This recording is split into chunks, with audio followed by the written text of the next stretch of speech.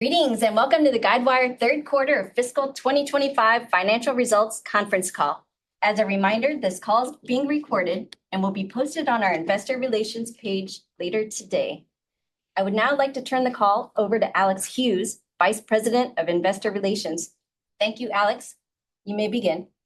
Thank you, Grace. Hello, everyone. With me today is Mike Rosenbaum, Chief Executive Officer, and Jeff Cooper, Chief Financial Officer, as well as John Mullen, President and Chief Revenue Officer, who will be available for the Q&A portion of today's call. A complete disclosure of our results can be found in our press release issued today, as well as in our related Form 8-K furnished to the SEC, both of which are available on the Investor Relations section of our website. Today's call is being recorded, and a replay will be available following its conclusion. Statements today include forward-looking ones regarding our financial results, products, customer demand, operations, the impact of local, national, and geopolitical events on our business, and other matters. These statements are subject to risks, uncertainties, and assumptions, and are based on management's current expectation as of today and should not be relied upon as representing our views as of any subsequent date. Please refer to the press release and the risk factors and documents we file with the SEC, including our most recent annual report on Form 10-K and our prior and forthcoming quarterly reports on Form 10-Q filed and to be filed with the SEC for information on risks, uncertainties, and assumptions that may cause actual results to differ materially from those set forth in such statements.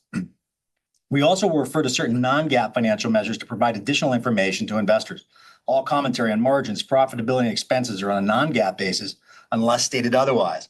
A reconciliation of non-GAAP to GAAP measures is provided in our press release. Reconciliations and additional data are also posted in the supplement on our IR website. Finally, similar to last quarter, we're conducting this earnings call via Zoom audio rather than a telebridge. This means we'll manage the Q&A portion of today's call internally, with the help of Grace, who you just heard from, and me managing Q&A. Please be patient if we encounter a short pause in any of the handoffs during Q&A. And with that, I'll now turn it over to Mike. Thanks, Alex.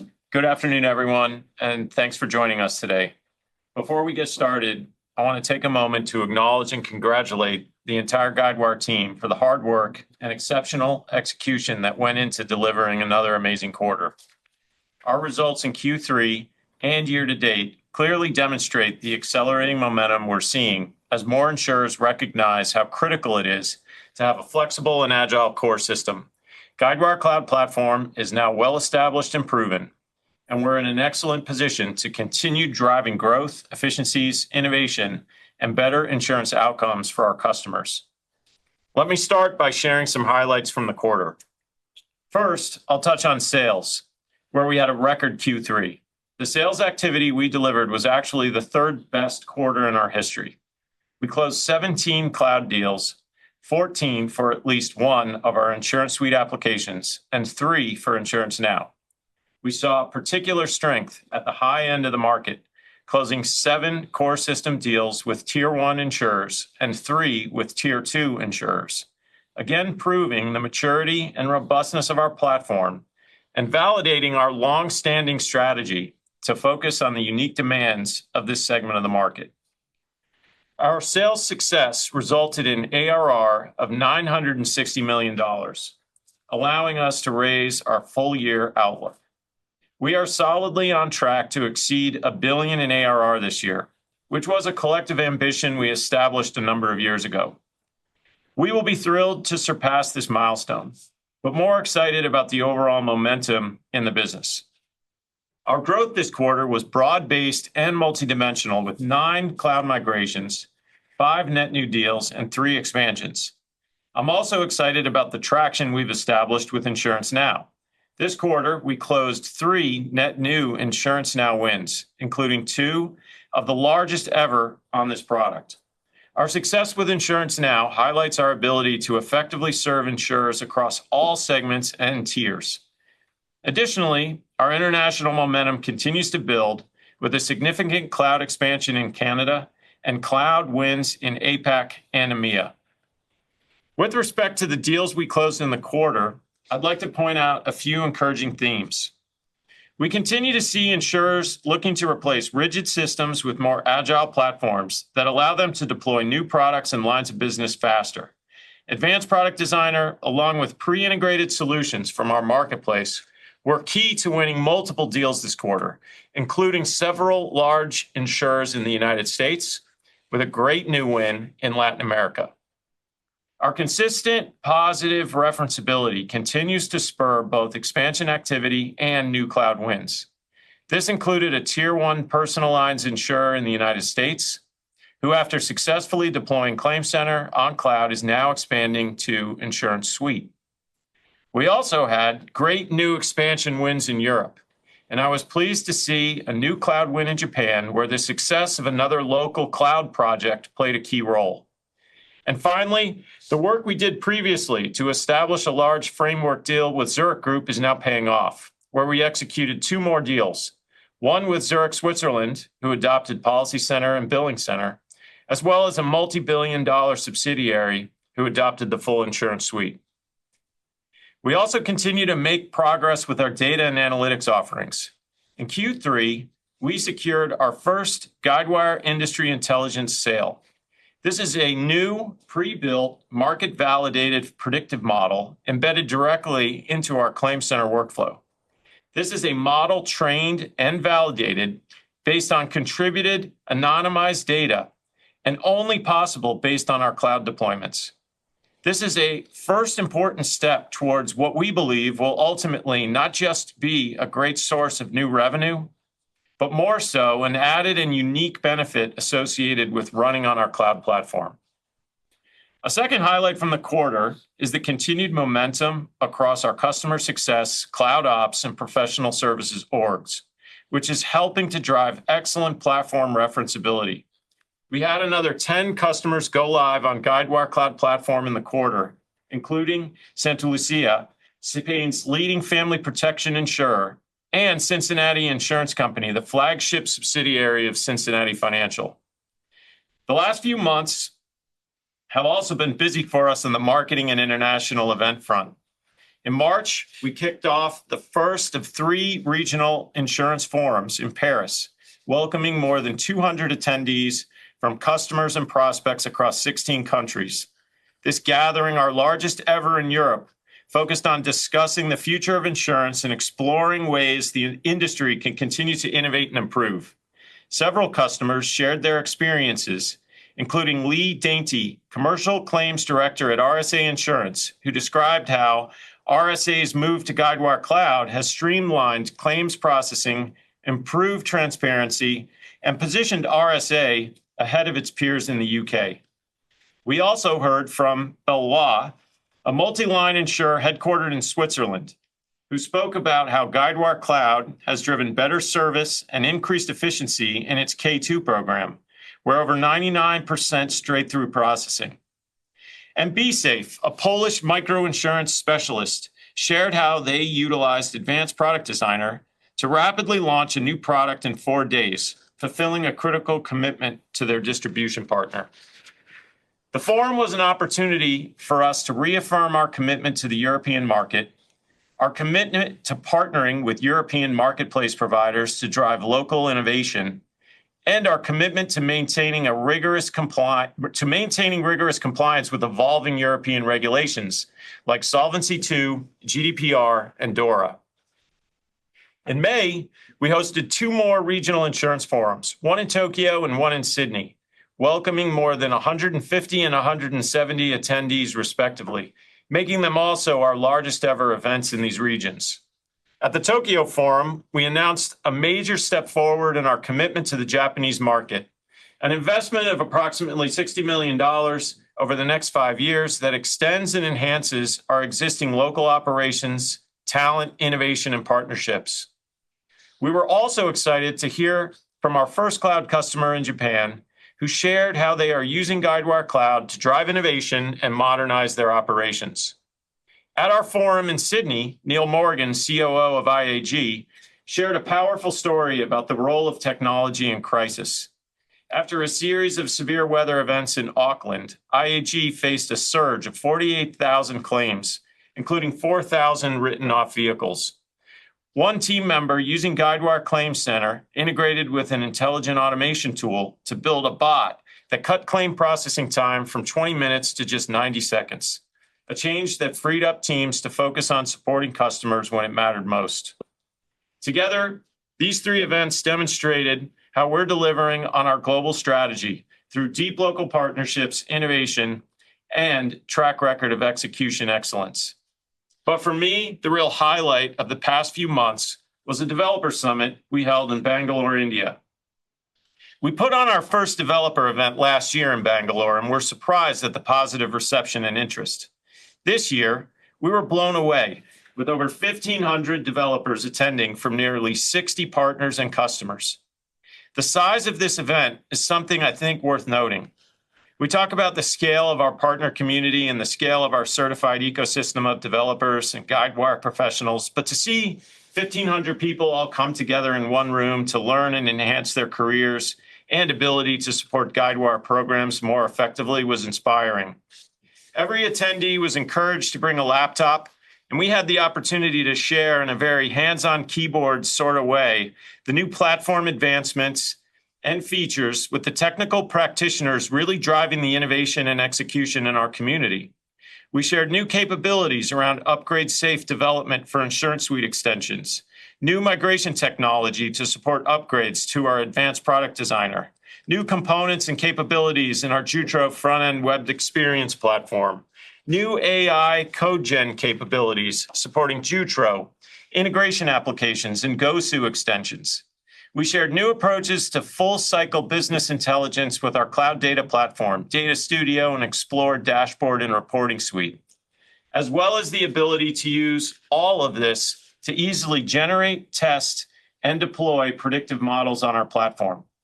Finally, and maybe most interesting in the long term, we showed developers where we're headed in terms of supporting virtual cloud-based instances of Guidewire they can use to develop against our complete cloud platform or even host custom applications and workloads all on the Guidewire Cloud Platform. I have been very focused lately on the potential positive impacts generative AI will have on Guidewire and the insurance industry.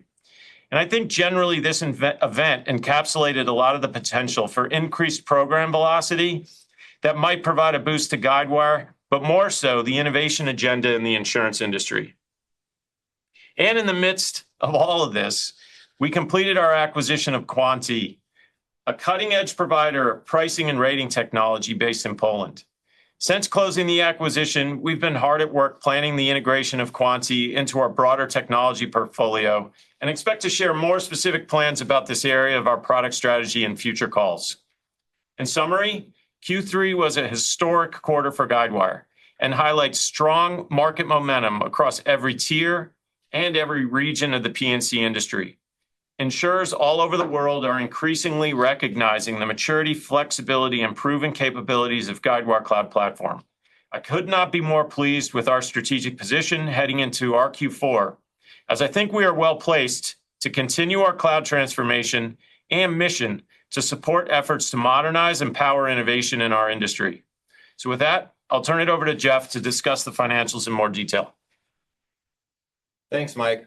We had an incredible Q3, and we look forward to building on this positive momentum. Strong demand for our cloud offering helped ARR finish at $960 million, ahead of expectations. Additionally, as Mike noted, we had a strong sales quarter, both in terms of deal counts and deal sizes. It is clear, as our cloud market leadership position is now established, that insurers are more willing to make large commitments. This is a strong vote of confidence, and we aspire to exceed customer expectations and drive successful outcomes with this critical work. Total revenue was $294 million, up 22% year over year, and above the high end of our outlook. Subscription and support revenue finished Q3 at $182 million, reflecting 32% year-over-year growth and our continued InsuranceSuite cloud momentum. Services revenue finished at $54 million and benefited from strong services bookings that translated into higher utilization rates. Turning to profitability for the third quarter, which we will discuss on a non-GAAP basis, gross profit was $192 million, representing 27% year-over-year growth. Overall gross margin was 65%. Subscription and support gross margin was 71% compared to 66% a year ago. In the quarter, we benefited from approximately $4 million in credits from our cloud service provider, which positively impacted our gross margin. More generally, and I know I've been saying this for a while, I am thrilled with our progression on the gross margin line and the benefits of the platform investments that are now being realized to a healthy degree. Services gross margin was 13% compared to 10% a year ago. We are very pleased with our profitability progression in our services org. Most importantly, the services org, in combination with our partners and our customers, continues to deliver successful outcomes in the form of go-lives and cloud updates. This is foundational to our long-term success. We finished Q3 with operating profit of $46 million. This finished ahead of our expectations, primarily due to higher revenue and higher gross profit than expectations. Last quarter, we mentioned that we expected some hiring acceleration in the back half of the year, and we have seen this materialize. This growth includes our new employees from the acquisition of Quanti. We are excited about adding the team at Quanti to accelerate our ambition in the pricing domain. This acquisition added an immaterial amount of ARR in the quarter and 23 employees, with the majority of the new employees located in Poland. As you may know, Poland was already an important development center for us, and we now have over 140 employees in Poland. We're excited about the expertise that we are adding and the fit with our existing product development motion. Our respective teams are already working well together. We ended the quarter with over $1.2 billion in cash equivalents, and investments. Operating cash flow ended the quarter at $32 million, which was ahead of our expectations due to strong collections in the quarter. We settled at maturity our 2025 converts, which resulted in a $100 million cash outlay, including accrued interest. And we realized net share accretion of approximately 26,000 shares, as the shares issued to bondholders upon maturity were less than the shares we received from the call spread we purchased in 2018 in conjunction with issuing our 2025 converts. Now let me go through our updated outlook for fiscal year 2025. Starting with the top line, given our strong performance year to date, we are raising our ARR outlook to $1.012 billion to $1.022 billion, which reflects growth of 17% to 18% year over year. In addition to higher sales momentum, we are also seeing record low ARR attrition percentages and record high ARR ramping activity. As a reminder, our ARR outlook assumes foreign currency exchange rates as of the end of our last fiscal year, and we update ARR exchange rates at year-end. If we update ARR today based on current exchange rates, then we would see an approximately $8 million positive adjustment.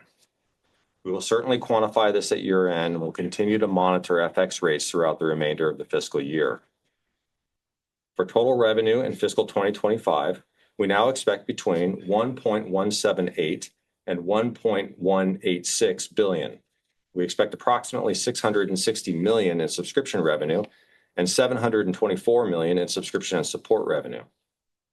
Given higher than expected services bookings year to date, we now expect services revenue to be approximately $215 million. Turning to margins and profitability, which we'll discuss on a non-GAAP basis, we now expect subscription and support gross margin to be between 69% and 70% for the year.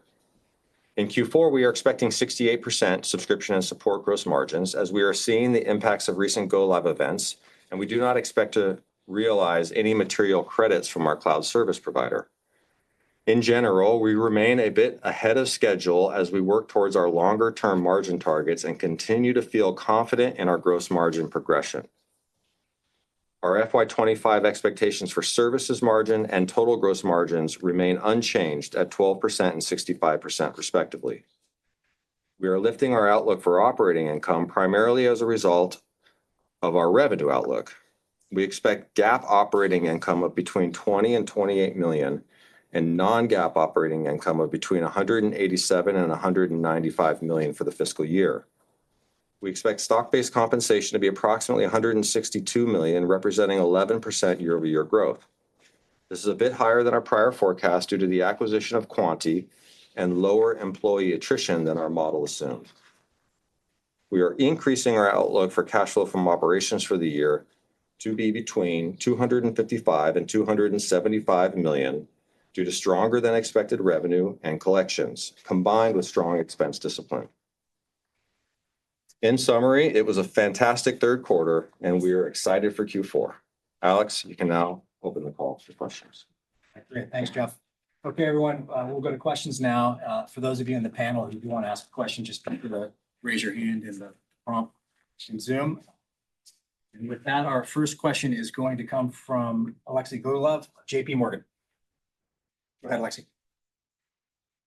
Thank you, Alex, and Jeff. My congratulations with amazing results.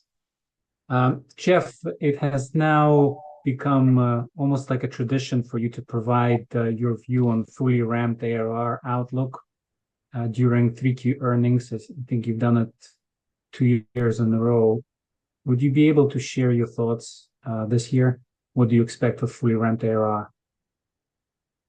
Yeah, so thanks, Alexei. Yeah, momentum is really strong, and we feel great about our position going into Q4. As you know, Q4 is always critical as we close out the year and calculate fully ramped ARR results. And I think most folks understand kind of how important Q4 is. That said, I feel confident that we can see fully ramped ARR grow at levels consistent with what we've seen more recently. As a reminder, we grew fully ramped ARR 17% and 19% on a constant currency basis in fiscal 23 and fiscal 24, respectively.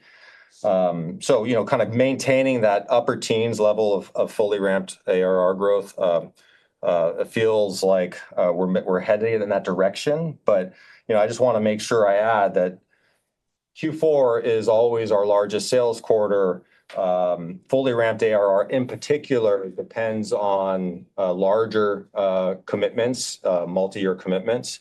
And those large deals can be very binary in nature. And so we have a range of outcomes that can be quite wide as we model out different scenarios. But kind of getting into that, maintaining upper teens fully ramped ARR growth would be a tremendous outcome for us to do that 3 years in a row. And that's the direction we're working towards. Thank you very much, Jeff. And Mike, could I ask you a question about the Japanese market? It seems that you're progressing really well. What is the secret sauce? What is helping you to win cloud deals in that market? And how are those customers viewing US software? Yeah, thanks for the question. I appreciate it because the trip to Japan this quarter and the event that I described, it was a real highlight for us. It was also exciting for us to be able to announce this financial commitment to the region. I think that's probably the key word. I think we see a tremendous opportunity in the Japanese market, both directly for direct written premium and serving the customers as they operate primarily in that market. But you also have some very concentrated big multinational players that we have relationships with all over the world. And we want to make sure that we are serving those customers effectively in every geography in which they operate insurance businesses. I think the key word is commitment. We're committed to this market for the long haul. I can't say whatever it takes, but that's the attitude, is we're going to show up. We're going to show up with the best possible platform, and we're going to make the investments necessary to ensure that that platform is fit for purpose in what those companies need, for the next 10, 20, 30 years of their existence in the Japanese market. And I think we're uniquely positioned to do that. I don't think that there's any other P&C platform, core system platform that is honestly capable of serving the market the way Guidewire is. It takes a very significant investment for us to show up year after year after year and deliver this for them. But we're going to do it. And I think that's what was behind that, that press release and the commitment that we made.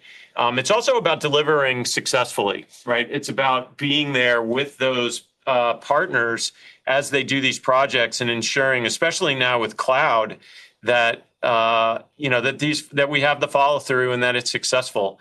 The Japanese market doesn't move as fast as other markets, but when they move with determination. And I intend to ensure that Guidewire is positioned to be there when they're ready.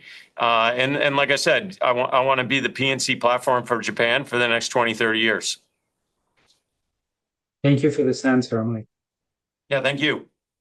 Thanks, Alexei. So our next question comes from Adam Hotchkiss at Goldman Sachs.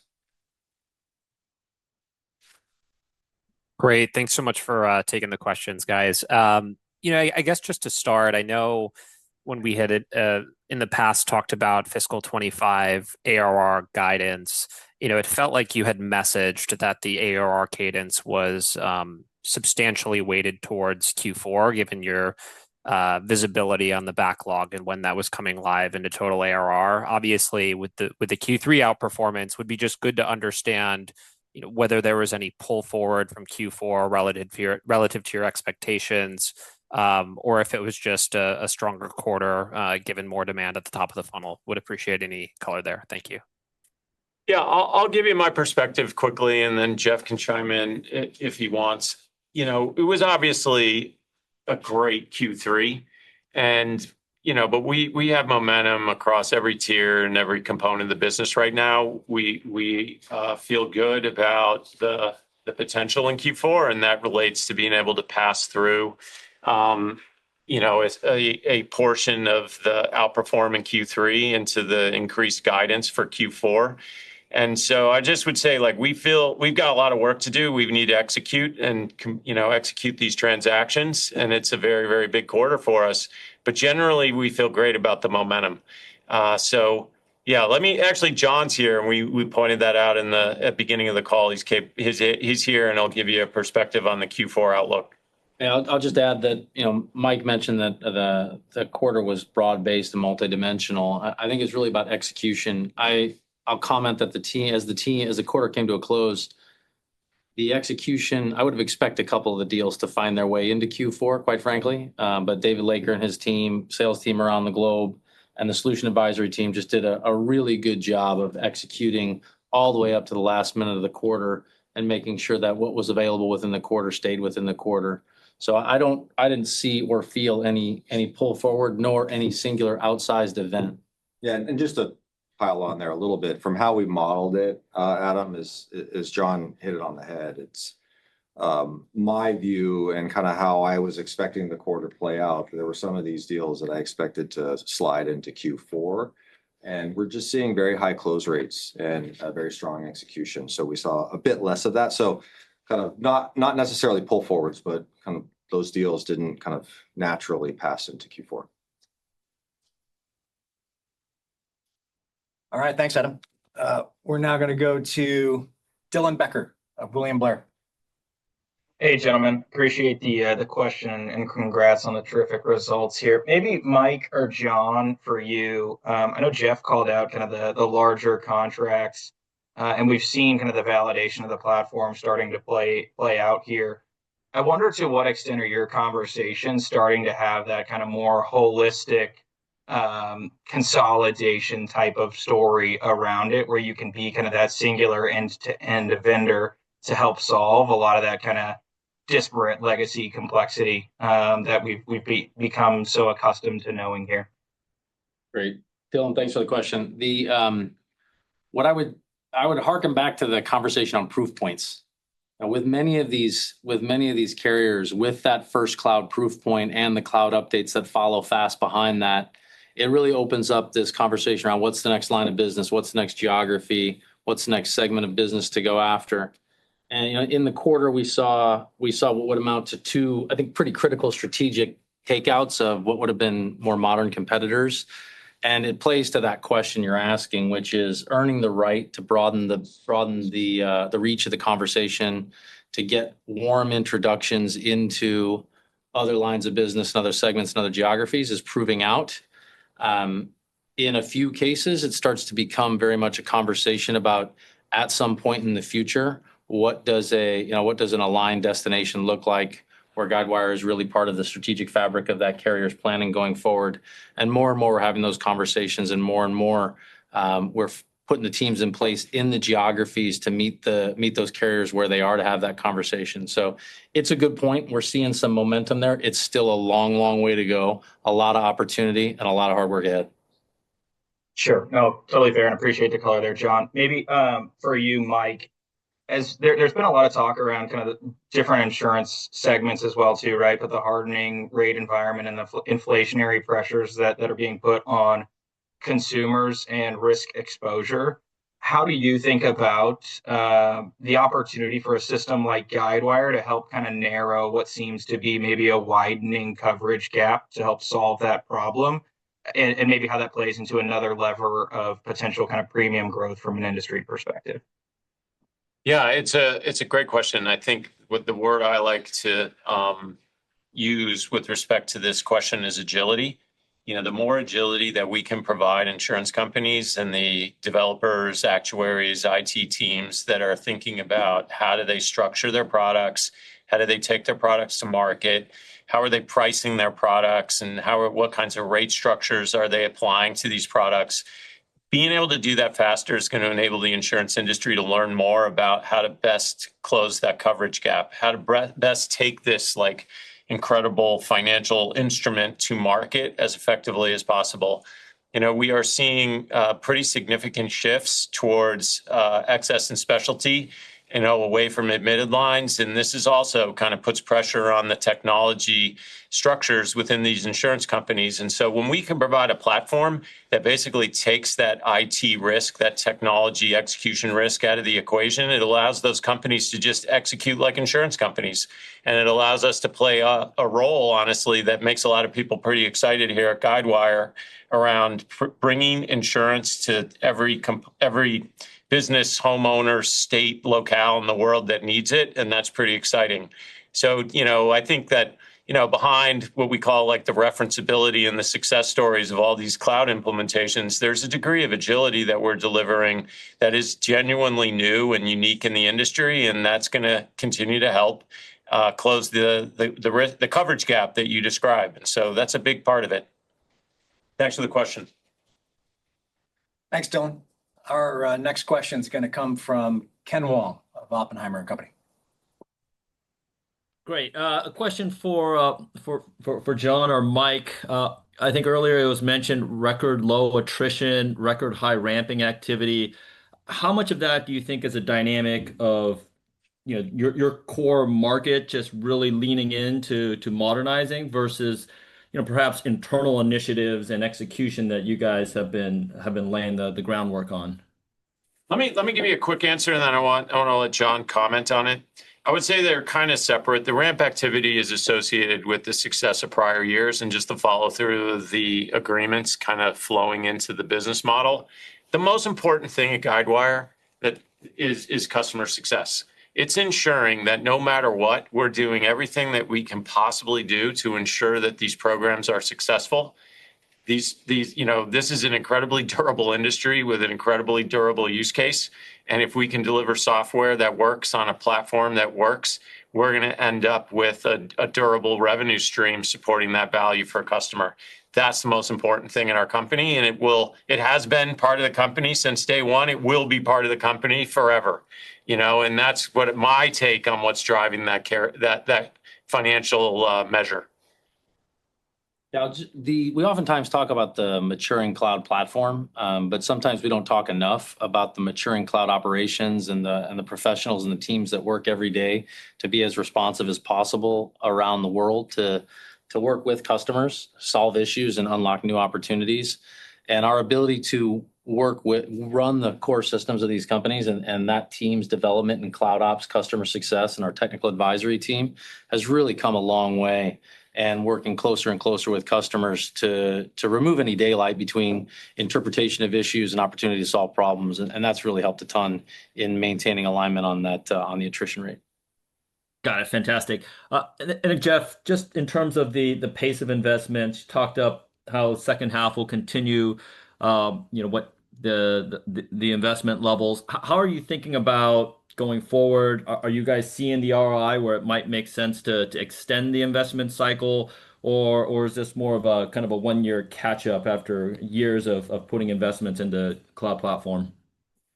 Yeah, I mean, I think that this year has played out pretty consistently with how we planned, although the hiring was a little bit more back-end weighted than we originally expected. The addition of the Quanti team is exciting for us as the pricing ambition has been something we've been thinking about for a long time. We certainly see a very healthy backdrop for investment as we look at our market. You know, the way we've thought about this and approached this is that we already have the largest investments in the industry. We have the biggest engineering team. We have the biggest and most professional sales team, and we're appropriately resourced to address the market opportunity in front of us and still deliver new products and capabilities to the market. We still foundationally believe that. We're always assessing our plans, and this quarter is when we do a kind of a deeper dive into how we think about some of the long-range planning, and we'll assess kind of how we think about our investment posture. But as of now, the message is as you think through how we've talked about our longer-term goals historically, we feel very confident that we can operate and kind of meet the moment while kind of maintaining those existing investment profiles that we talked about previously. All right, appreciate the color there, Jeff. All right, thanks, Ken. And just a reminder for those in the panel, if you do want to ask a question, be sure to raise your hand. Our next question comes from Michael Turin at Wells Fargo. Thanks. Hi, it's David Unger on for Michael Turin tonight. You guys touched on the Gen AI possibilities in prepared remarks and the benefits that could trickle down to Guidewire. Is there anything specific worth highlighting here that has resonated most with customers as of today? Thanks. As opposed to call out particular features, I would say, we're taking a very broad, call it a broad-based, broad spectrum approach to facilitating generative AI use cases across the product suite, across ClaimCenter, across PolicyCenter. There's numerous opportunities in the claims workflow for applying and building and applying these features to improve process efficiency for insurance companies. There's also like a very clear use case around what's called submission intake and the triage of inbound interest for underwriting processes, and where generative AI can play a role in, call it summarizing and assessing an inbound request for a quote relative to a carrier's ability to write that risk. But then probably another area that's worth highlighting that's, just obviously very clear is developer productivity and using LLMs to facilitate the creation of, maybe not just specifically code, but test cases and the other kind of components of what goes into a development project on a platform like Guidewire. Across all of those three things, we're seeing a lot of positive feedback from our customer base and our developers about what they'd like to see from us and where these things could be put to use in order to drive efficiencies into the programs and also the operations of our customers. So there's a lot of areas, but those are the three things that I'd say are probably most interesting right now. Okay, thank you. Our next question goes to Aaron Kimson.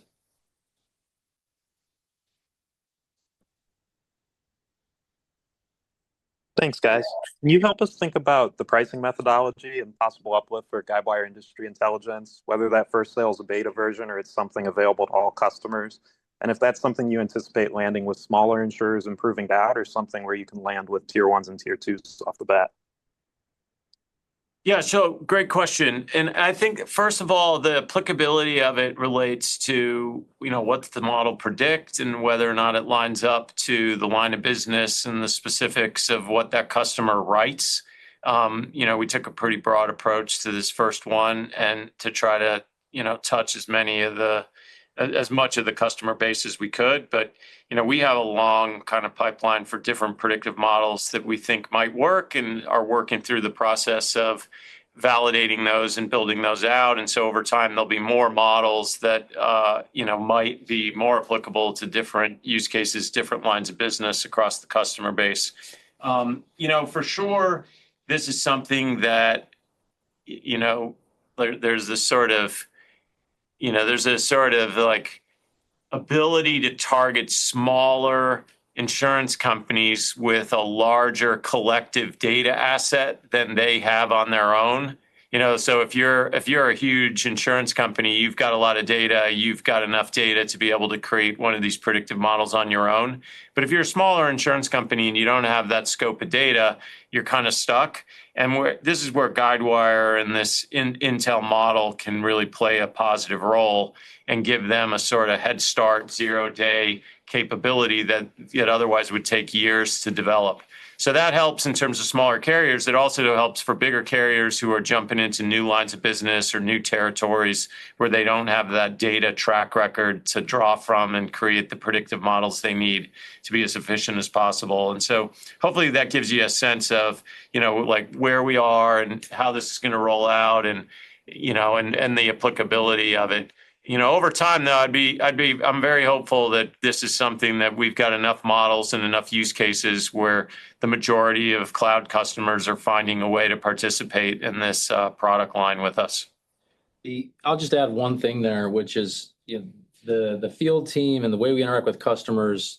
There's a lot of optimism about where industry intel can go for us, because where we've got real foundational proof points on operations and agility and running core systems, getting closer to the pricing and the indemnity management of our customers puts us more in the C-suite conversation, and that's really an area where we can push the envelope a little bit, talk more about insurance results rather than operational outcomes, and that's opened up a whole new channel of conversation for us and access to maybe buyers we haven't traditionally sold to as often. That's really helpful. And then I want to follow up on Alexi's question on the Japanese market. Can you talk a little bit about the regulatory changes in the Japanese market related to cross-holding that are expected to lead to P&C insurers having more capital on hand, and what the potential benefits to Guidewire are, whether through an increased willingness to make transformational technological investments with that additional capital, or for you to win market share through M&A if that's how they choose to utilize the additional capital? Thank you. Yeah, thanks for the question. I think, as Mike mentioned, Japan, we're going to be in that market relevant, investing with the talent and the capabilities and the solutions to be relevant in that market for the long haul. Really pleased with how that team has developed. I'm not in a position to really get too deep into the regulatory environment there. I'd have to pull in the Japanese team to answer that question specifically. But I do believe that our ability to answer with our investments in policy core processing, our ability to answer both the core processing problem there and the capital allocation opportunity there is very real. It is the acquisitions that come from Japan will continue to be a big part of the global insurance market, and the dynamics of the Japanese market will, to your point, influence and increase the rate of investment outside of Japan. And we think we're in a really good position given multi-currency, multi-location, and multi-line of business capabilities to be that partner for them going forward. Thanks, Aaron. All right, our next question is going to come from Alex Sklar at RBC. Thank you. Jeff, this question for you. Just looking at that mix of ARR growth, you called out the strong ramp activity. Can you talk about how this year's bookings have looked from a ramp shape standpoint relative to the last couple of years? How much of that third quarter ARR growth actually came from ramps versus that record activity? And then I had a follow-up. Thanks. So in terms of the overall ramp activity, it's always very hard to comment on the year until we get to Q4, because Q4 will drive kind of how we think about that cohort. In general, if you look at the activity in Q3, the one thing of note is that we are seeing some longer durated activity. So we did see a couple deals that were longer than 5 years, and in some cases we have ramps that extend even beyond year five. Our definition of fully ramped ARR, it caps at year 5, so we don't consider things that occur after year 5 until that moves into the next 5-year window. But in general, ramps are kind of similar to what we'd expect: bigger commitments, longer durated deals. But the overall slope of the ramps, there's nothing to highlight, and Q4 will have a large impact on it. With respect to ARR growth and where it's coming from, it was pretty balanced.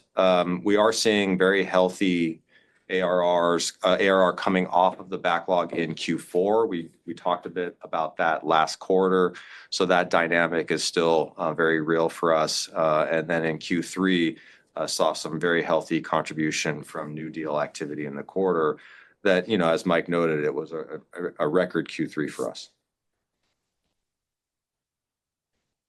Okay, great. Thank you. Our next question comes from Matthew Kikkert at Stifel.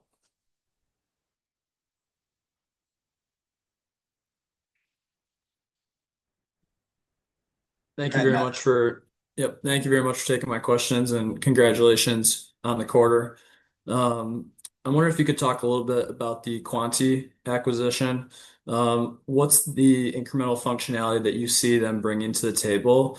And is it something that should appeal to all of your customers or just a subset of some? Yeah, thanks very much for the question. As I said on the prepared remarks, I think, you should expect us to provide more detail over time about where this will fit into the company's product strategy. But I'll give you a quick answer. They provide a pricing and rating technology that we think is going to be ultimately applicable to every customer. Exactly how that rolls out across all the lines of business at Guidewire and how it fits into the existing product suite, like I said, that's work we're still doing right now. But this is a great team of people who are really excited about supporting a use case that's a little bit beyond what we traditionally have focused on with Guidewire. Think of like what we've done traditionally as taking the output, the pricing strategy from an actuary and running it efficiently in production to provide real-time rates when you need to rate a new quote. This pushes us into the design of the pricing strategy and then seamlessly connects the output of what those actuarial teams want to run in production to the actual production rating system. That provides a huge amount of flexibility and agility to those teams and to those insurance companies that want to make more real-time changes. Now, the applicability of that specifically depends kind of on what region you're operating in and the different lines of business that you're supporting. But the general technology in terms of like providing a workbench for actuaries to build prices with, bring in lots of different data sources and run scenarios and come up with rate routines and rate strategies that make sense for the risk that they want to underwrite. That's what we're really excited about. And that's a key component to us delivering on this concept that we're going to bring more agility to an insurance company, enable them to change their rates, change their rules, change their prices, change their product definitions as fast as the businesses want them to be changed, and kind of take away the concept that there's a bottleneck on the technology side. We think we can deliver a seamless platform using Quanti and the rest of the Guidewire Cloud platform to deliver that agility to the market. So hopefully that gives you a little bit of a sense. And like I said, there's going to be a lot more to come from us over the next few months and quarters on this subject. Okay, terrific. And then secondly, you continue to show nice subscription gross margin expansion over 70%. Once again, but still a long ways from the 80% long-term target. What incremental steps do you think could be made to add another 1,000 basis points to that margin over time? Yeah, sure. We're continuing to invest in our platform. The engineering team is continuing to build more and more automation. And then it's just some of this is just a function of us adding scale, customers getting to fully ramped outcomes from an ARR perspective, and the model just maturing. So, as we look through, I don't think there's any heroic steps that needs to take place in order for us to get there. It's just the continued blocking and tackling and kind of adding more and more scale to the platform that we've already built. Great. Thanks, Matthew. So our last question is going to come from Tyler Radke at Citi. Yeah, thanks for taking the question. You hit on your developer day that you hosted. Sounds like it was a good success earlier this year. And I'm just curious how you're seeing your customers leverage AI, agentic AI, specifically around some of the code completion for modernizing these legacy systems. Obviously, a lot of the big tier ones have COBOL and mainframe systems with a ton of legacy codes. But like, what type of improvements in that modernization process have you seen thus far? And what are you doing from a product perspective to sort of enable some of those features in your own solution? Yeah, thanks very much for the question. So yeah, there's a lot of, I'd say, interesting, theoretical assessment of whether or not generative AI can tackle these mainframe conversions. And I think, we think of these things, I think of these things, maybe you should think of these things as potentials. And certainly there's positive signal that this might occur. I would say practically, what's really happening right now is things that are more surface level. So think like building the scaffolding for an integration between Guidewire and another public or private API, something that's more discrete, and this is something like just works. Building the front end code associated with portals or our Jutro development framework, where you're taking Guidewire and exposing it to a public website. This is, creating test cases associated with code that you're writing on our platform. And these kinds of use cases are driving it drives a tremendous amount of cost in the ecosystem and in the implementation programs. And it's, really directly pointing towards positive outcomes in terms of actually deploying these techniques against these types of use cases. So certainly like the COBOL mainframe conversion, those kinds of things are, like I said, there's signal pointing towards that potential, but we're also seeing a lot of other use cases that do represent very significant components of a Guidewire implementation that we're seeing a lot of positive results from, and I would say like that's as much of where the excitement is right now as anything else.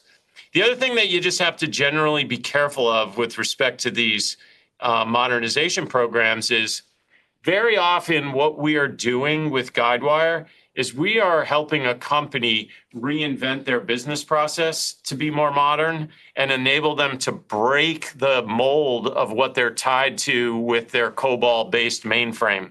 And so you don't necessarily want a magic button that instantiates the broken business process into a modern system. You do actually want to take the time to think about what's the new way that we're going to architect our products? What's the new way that we're going to architect our claims processes? What's the new way we're going to engage with our customers with new digital channels?